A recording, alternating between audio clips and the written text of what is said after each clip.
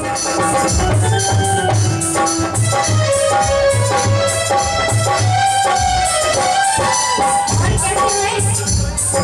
आज मेरे गणपति के चरणों में धूल बरसेगा, कि आज मेरे गणपति के चरणों से धूल बरसेगा और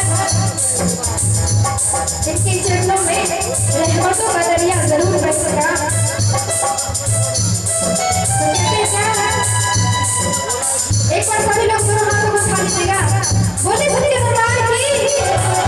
कहते हैं कि गणपति के चरणों से धूल बरसेगा, कि गणपति के चरणों से धूल बरसेगा और यहाँ रहमतों का दरिया जरूर बरसेगा, जरूर बरसेगा। इसीलिए कहना है क्या कि तेरी तेरे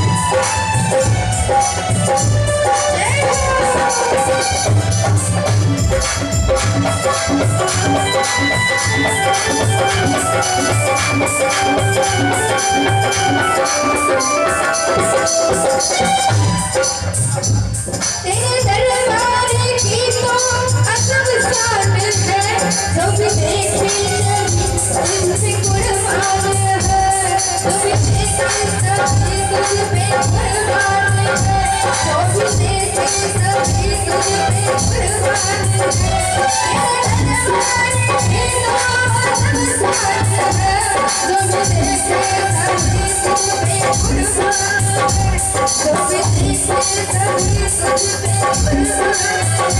तेरी भक्ति का मुझको नशा हो गया, तेरी भक्ति का मुझको नशा हो गया।